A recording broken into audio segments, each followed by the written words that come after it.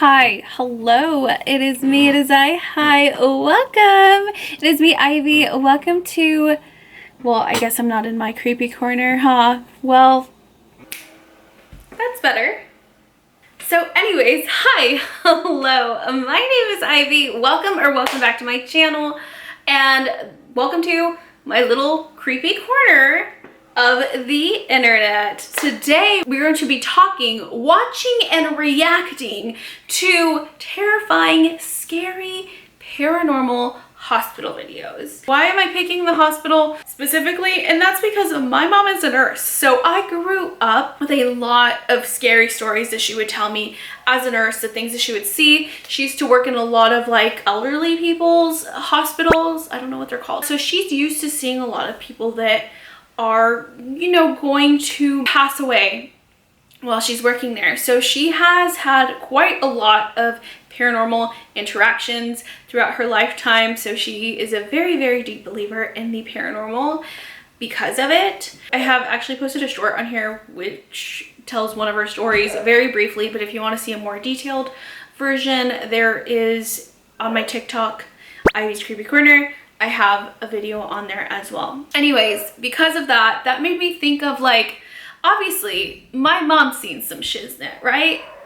Obviously a lot of other nurses have to have seen the same shiznit, or patients, or whoever has been in a hospital, because the hospital is filled with a lot of deaths. It's a hospital, it's going to happen. And so I went down this little rabbit hole of TikTok where I started watching video after video of nurses and different people that have had experiences with hospitals, and that is what we're going to be doing today. So let's go ahead and get started. So the first story that we're going to watch is from a ER doctor, and his name is Mr. Joe, MD. I will have his name on the video because of course we want to give him credit. Basically, he was talking about how years ago when he was an ER doctor, he was working at the ER when a little girl is going in there and they're basically trying to bring her back to life because she had drowned in her pool, at her parents' pool. And so as soon as like they're like doing CPR on her and she was not responding, and she was not responding until finally they got her breathing again. So she's up and she survived this, and eventually her family comes in. And her father is like telling the doctor like, this is all my fault. This is all my fault.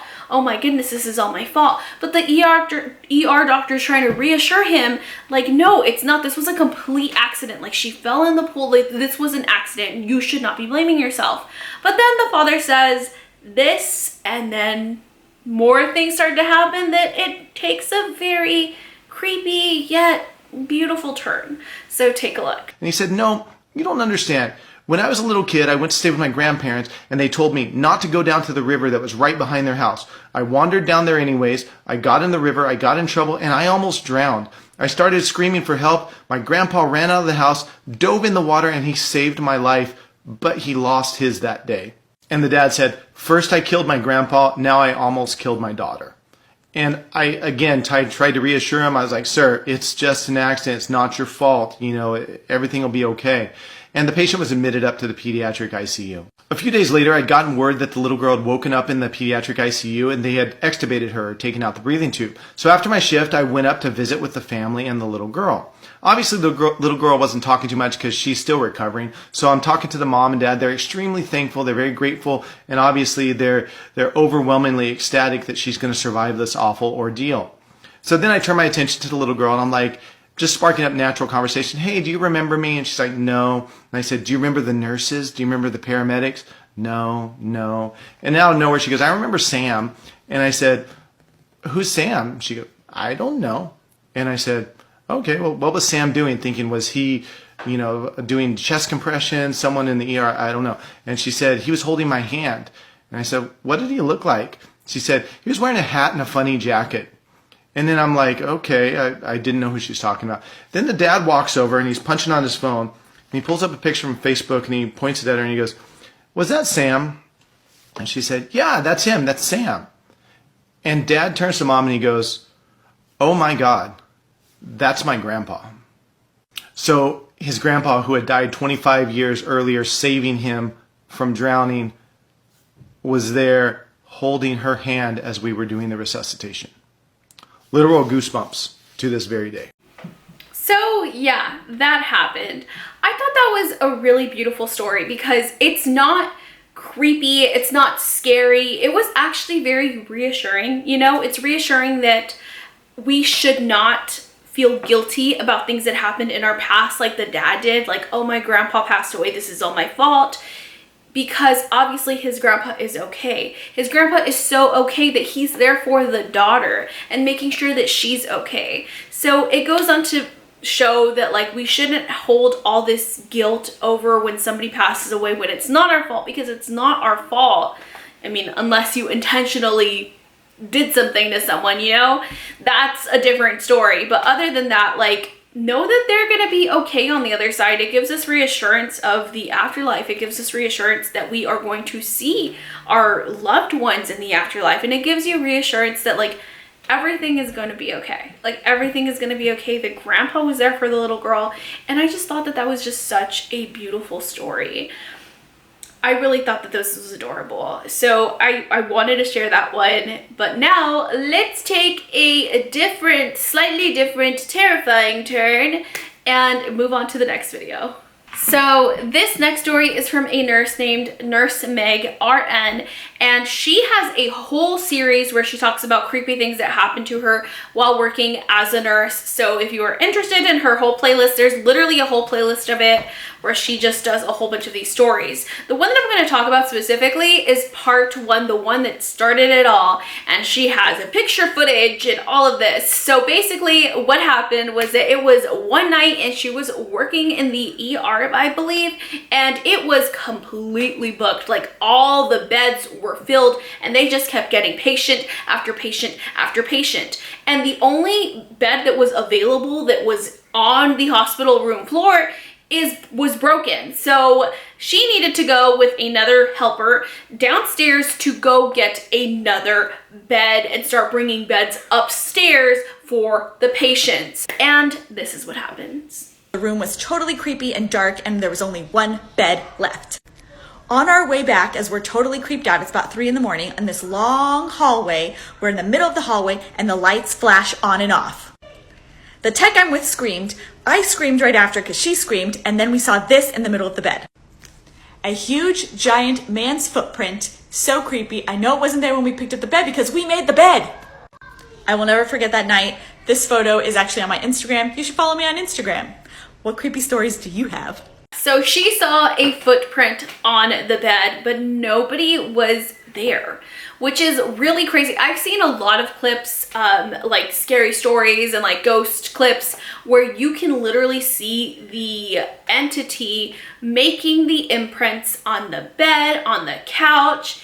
And so I thought that was really cool that she caught this photo. So that's why I wanted to include it. Even though it was short, I thought it was really cool how she actually had like footage of it, because a lot of these other stories are just stories and you don't really see any footage. So I wanted to include that. Plus I also wanted to tell you to check out her videos if you like content like this, which if you're watching, obviously you do, to just check out her whole stuff because she has a whole playlist and it's pretty interesting. So moving on.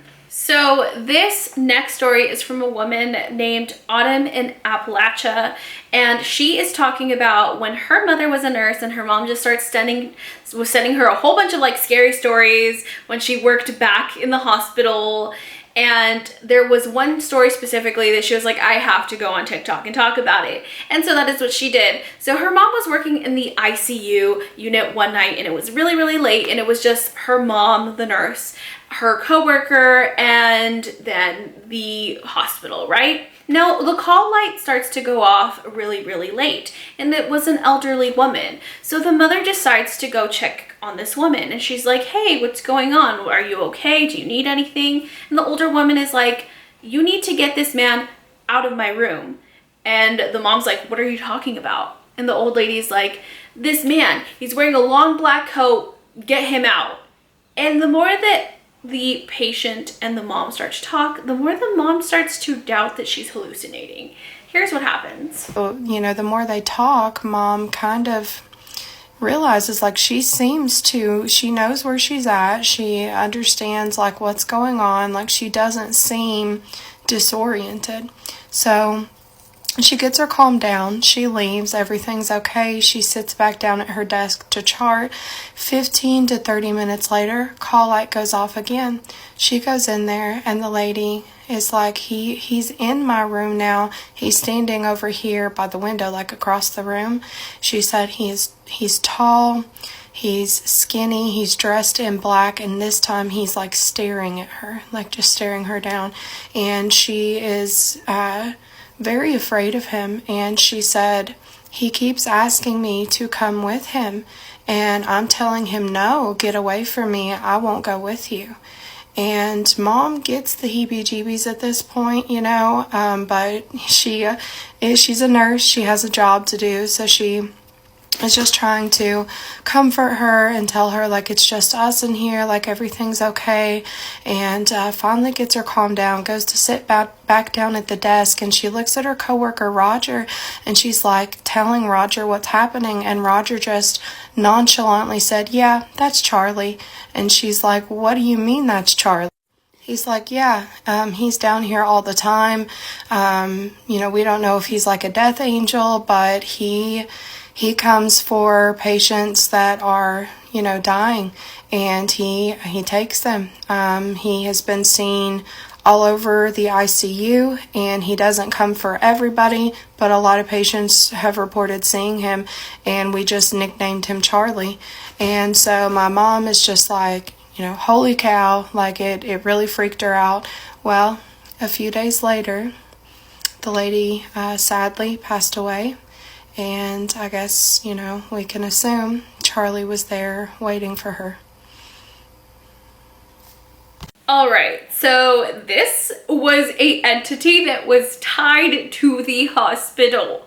His name was Charlie, and they call him a death angel. Is he a death angel? I don't know, because if he's just at this hospital, is there more stories of a man like Charlie in hospitals? I'm not sure. So let me know what you guys think about this one. I thought this was pretty freaky. Imagine like this, there's like multiple people that are seeing the same thing, and it makes you think, like, do we all see a death angel at the very end? I don't know. I just thought it was pretty creepy. Is this a good guy? Is this a good angel? If she's scared, if this woman was scared, would that make him a good angel, or is something creepier, more like malevolent going on?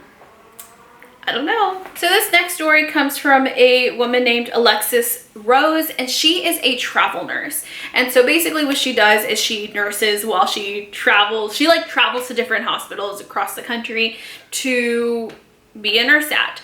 And so she was working at this hospital that was over 100 years old, and the janitor, one of the janitors, pulled her to the side and they were like, hey, have you heard the story of this like elevator? And she was like, no, I haven't heard this story. The following is what happens. He then goes to tell me that the first person that died in the new building died in room 212, and that in the years since, there had been 5 times he had gotten on the 2 East elevator, and when he went to this second floor, instead of saying like floor 2, the elevator would say floor 212.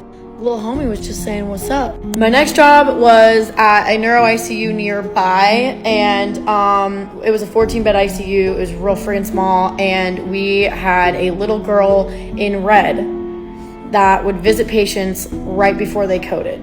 And it happened so frequently that we literally had a rule on the unit that if anyone brings up a little girl in a dress, a little girl red dress, or even mentions red dress, grab the fucking code cart. There was also one time, and this was like really weird, and I've never quite understood it, but there was a lady that was in really, really severe encephalitis and very confused and hallucinating. And she looked at one of my coworkers who was Jewish, but was like blonde, very fair skinned, did not match any kind of stereotype. Not that stereotypes should exist when it comes to racial ethnic groups. But you wouldn't look at her and expect that to be her background. And we're trying to care for this lady. We're about to call her rapid. We're like, okay, what the fuck's going on? And this lady looked right at her in front of me and was like, you Jews are God's chosen people. And then literally her eyes rolled back and she fucking coded. What the fuck? So yeah, those are 3 of the spookiest stories I have. Other than like my hair getting pulled randomly, ponytails getting pulled randomly, that shit happens like all the time. Or not all the time, but like frequently. So let me know your scariest stories in the comments. So as you can see, she told multiple stories of different things that happened throughout her working as a travel nurse. One of them being the little girl in the red dress, which is very similar to the guy that we just learned, because this is another entity that people see when they're about to hit the hay, right? Is that a phrase for, I hope you know what I mean. So that is so interesting. So does every hospital have that entity that you see towards the end? I don't know. I'm gonna have to ask my mom about this too. I wonder if there was any entity that like people have reported seeing multiple times in any of the facilities that she's ever worked at. That's so crazy to me that like yet again this comes up. That's slightly terrifying. It makes me like want to stay away from hospitals when I'm towards the end. This next one is not like paranormal in any way, but I wanted to talk about it because I thought it was very interesting. So apparently like in the UK or on the other side of the world, there are places called like guardianship places where you can rent out different buildings, and this woman lives in an abandoned hospital and she shows it, and just take a look because I thought it was pretty cool.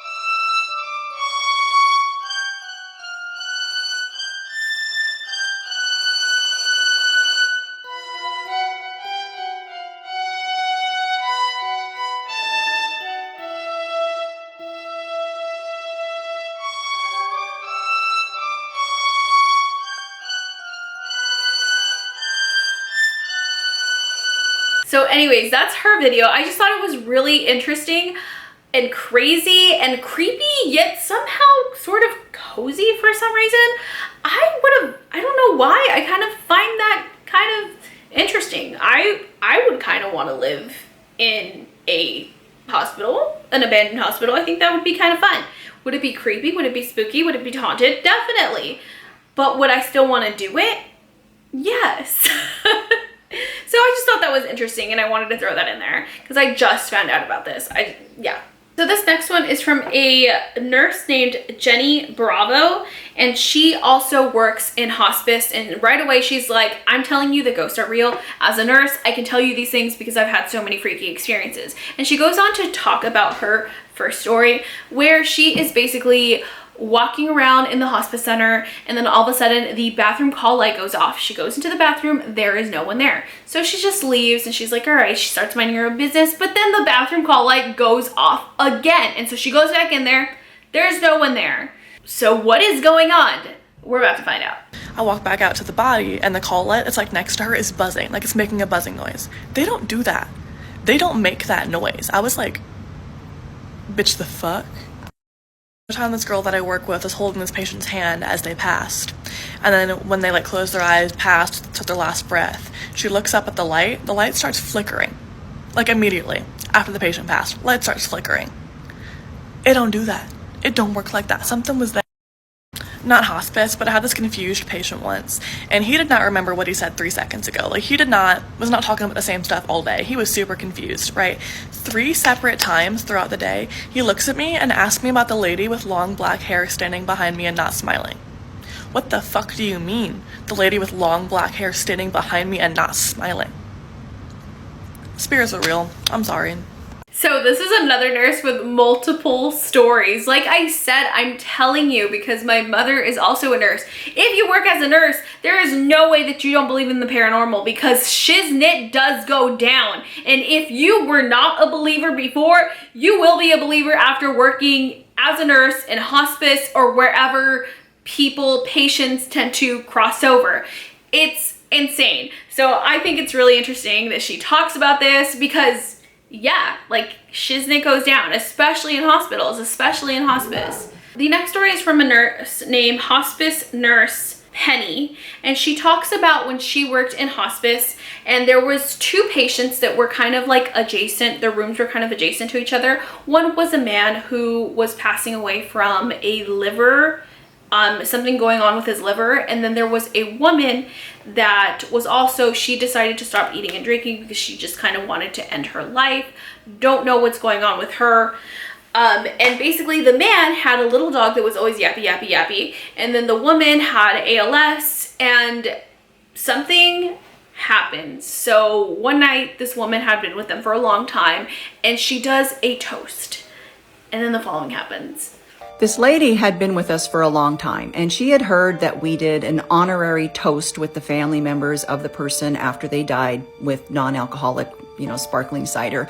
And she decided that she would like to have that done before she died. It had been 3 weeks since she had anything to eat at all. She'd still had a cup of coffee each morning, but she had stopped eating completely, and she was really getting close to the end of her life. So one night she summons the evening staff and she says, I want to do the toast now. Meanwhile, down the hall, our guy with the liver disease is pretty much unresponsive, and for once his yappy little dog is not being yappy. The dog is just sleeping on the bed and the family is in the room with him. So the staff is gathered around Our Lady and they all have their little champagne flutes with their fake champagne, and they're each saying something about her, and after the last person speaks, she dies. That by itself is very woo-woo because people rarely have a moment where they say, I'm gonna die, and then they die, or they call everybody in and say, it's time, I'm gonna die, and then they die. This doesn't happen very often, but it happened in this case. So she's dead, and now down the hall, this little yappy sleeping dog wakes up and starts yapping at the door. And the guy, who's been mostly unresponsive, sits up in the bed, looks at the door, and says, who are you? Oh, okay, and then lays back down and is unresponsive again. And the family says, there's no one at the door. So we're all pretty convinced that Our Lady's spirit was walking past his room. True story, I shit you not. So this one is really interesting, and it's very similar to something that my mother experienced when she was working, not in hospice, but in a hospital. So let me just tell you the story really quick. So it was my mom and her coworker, and there was an older woman that was like in another room, and it was still during visiting hours. So all of a sudden my mom was like laying back in her chair. She's just like sitting down in her chair, and she feels a whoosh like go underneath her feet. And then as soon as that happens, not even a few seconds later, a woman comes out of that old lady's room, and she's like, I just wanted to let you know that my mother passed away. And right away my mother goes into action. Her and her coworkers get everything settled, but basically she felt something as soon as the spirit had passed. So she feels like that was the spirit of the woman that was just kind of like gliding through, passing through, going on to wherever she goes afterwards. And it's just so fascinating to me because there's so many stories like this of people that pass away, in different patients, or even the nurses will feel or hear or see things right after the patient has passed, as if they're saying goodbye or walking around until they find where they need to go next. I just thought that was really interesting because this is a consistent thing that happens. This isn't like a one-time thing, a out of the blue, not normal thing. This is something that a lot of nurses and patients will describe to you. So that's that story, but let's move on to the next one. Okay, so this next story is by a man named Dr. Karan Rajan, and basically it starts off with a woman who has had a accident, right? And she is in the room and she is pretty much unresponsive, but she can nod and shake her head. So she can say yes or she can say no by the nod or the shaking of the head. And there was another patient in the room with her. And over the course of the night, that patient ended up passing away and their body is still in the room. This is what happens. The female patient's door was closed. The curtains were drawn. When the nurse went to check in on her, she had a look of sheer panic on her face. She was trembling. The nurse asked a series of questions to see if she was in pain, hot or cold. She denied everything. The nurse then asked if she saw something. The patient started to nod her head yes aggressively. The patient was not on any medication to make her hallucinate. After asking dozens of yes-no questions, this is the answer the nurse got. An obese, bald, pale white man was standing behind the nurse. The same man that had died next door. So that is pretty creepy. And again, like I said, this is something that happens very frequently, and different patients and nurses will tell you that this is a thing that happens. After a patient passes away, there's always a sign that they are still around. Maybe not a little bit afterwards, but immediately. I don't know if it's just their soul releasing onto the next, whatever is next. But there is a sort of like moment that happens where they're seen by other patients or people that are receptive to it. So I thought that was a really interesting story. But moving forward to the next story. So this nurse, she works in like the NICU ward, and she was doing her turns, right? And it was around 3 a.m. when she is walking down this hallway, and she could see the end of the hallway. And this is what happens next. I'm getting the milk ready, about to put it in the warmer, and I see my friend around the corner. And she is walking to me like fast, and she looks ghostly white. Her eyes were wide. And she said, "Kendall, you need to drop what you're doing and you need to follow me now. You have to come and see this." So I'm like, okay, well, let me put this in the warmer real quick and then I'll follow you. So I put it in the warmer and I start walking down the hallway. Around the corner, and as we're walking, she's kind of telling me what happened. And so she was, kind of to give you a layout of the land first, she was in 2 twin rooms. In each room there was two beds with babies in them, and in between there's a sliding glass door separating the rooms, so you could open it if there happened to be 4 babies. You could just leave it open, but hers was closed to separate the rooms. And in between each bed spot, there was a computer in between. And she had lullaby music playing on it. And she was in one room with one of the babies, and she was about to draw a lab on it. And all of a sudden, the computer screen shuts off, and she notices that the music stopped playing. And so she kind of glances up, and she's like, "Oh, that's weird." And out of the corner of her eye, in the opposite room, through the sliding glass doors, she sees on that computer something red. So she fully looks at it, and it is a red devil face, fully taking up the entirety of the screen, staring at her, and like on the screen.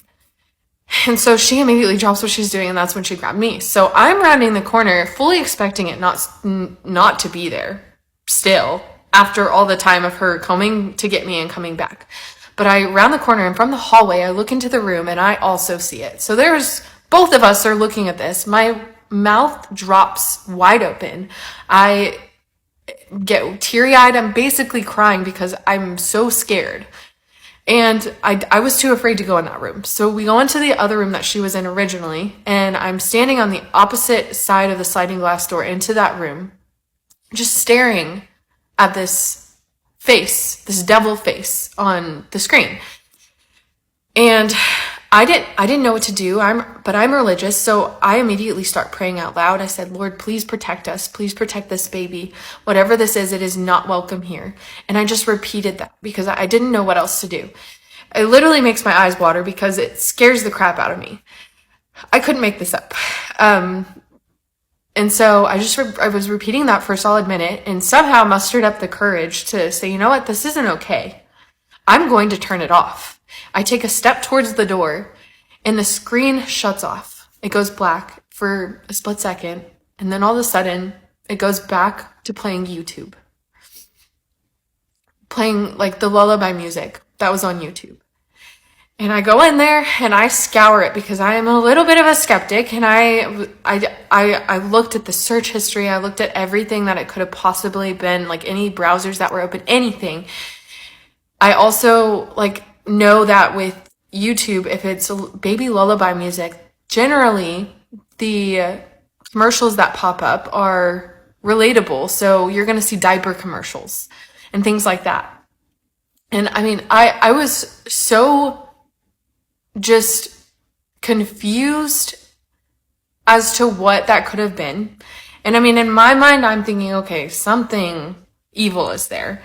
I was so afraid to go back to work. We obviously reported it just in case there was some sort of hacking into the system, but it's a secure system because at the end of the day, it is a hospital. They have a lot of records that they have to keep secure. But I don't know. What do you guys think?